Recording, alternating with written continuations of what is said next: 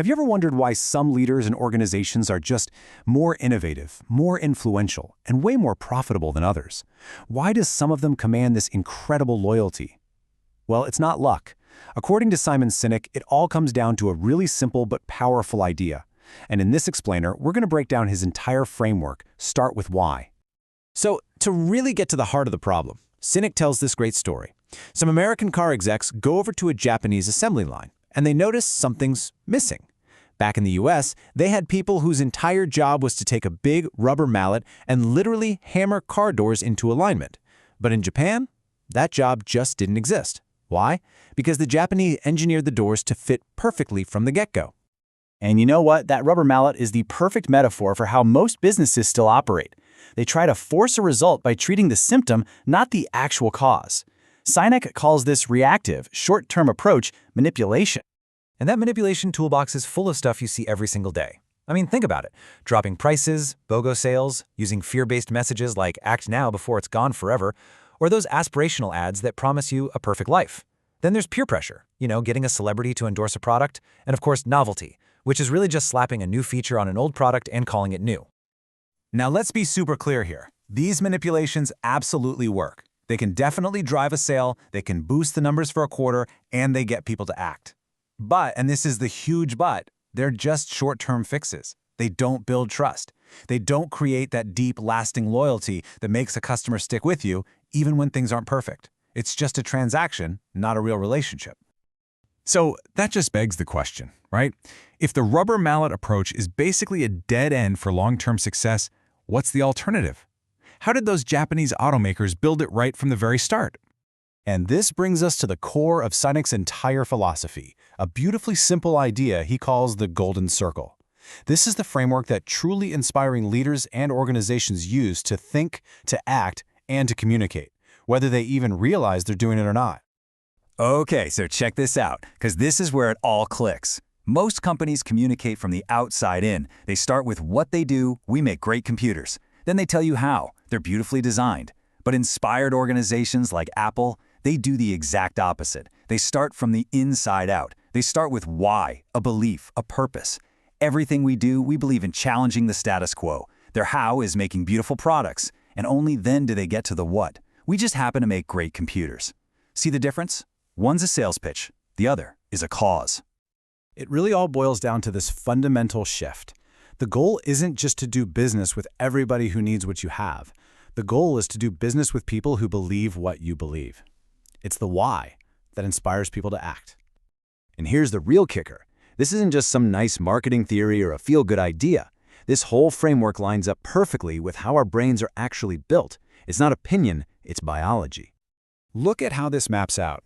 The what, the features, the facts, the figures, that speaks to our neocortex. That's the newest part of our brain, the part responsible for rational, analytical thought and language. But the why and the how, they speak directly to the limbic brain. This is the part that controls all of our feelings, like trust and loyalty. And guess what? It's also where all of our gut decisions come from. So when you talk about your why, you are literally talking directly to the decision maker in the brain. This is Sinek's most famous quote, and now we understand the biology behind it. It's so true, right? We make our decisions on gut feelings, what feels right, and then we use the rational part of our brain to justify those decisions with facts and figures. The what provides the proof, but the why creates that powerful connection.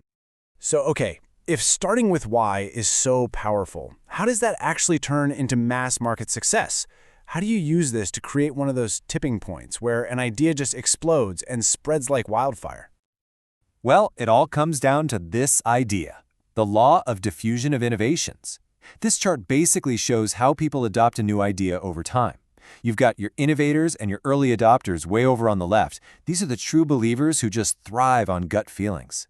Now, to get to the mass market, you can't just aim for the middle. You absolutely have to win over that first 15 to 18%.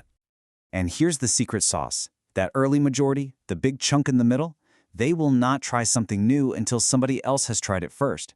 So you have to win the hearts and minds of those innovators and early adopters. And how do you do that? You don't sell them what you have, you sell them why you have it. You give them something to believe in, something that becomes a part of their own identity. Let's look at a totally different example that just builds on this perfectly. August 28, 1963. 250,000 people showed up for the March on Washington. Think about that for a second. The organizers didn't send out 250,000 invitations. There was no website to check the date. So, how? Why did they all come? Because Dr. King gave the world a why.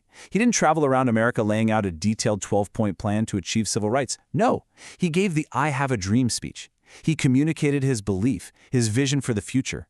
And the people who shared that belief, they made his cause their own, and they showed up not for him but for themselves. That is the incredible power of starting with why. So if this one simple principle can change a nation, it can absolutely change how we think about our work, our careers, and even our own lives. It completely reframes what we think of as competition. And to really bring this all home, let me share one final incredible story from Sinek's book. This is Ben Komen. He's a high school student with cerebral palsy, a condition that makes movement and balance incredibly difficult. And he runs on the cross-country team. Now, Ben is always the last person to finish. During a race, he'll fall over and over again.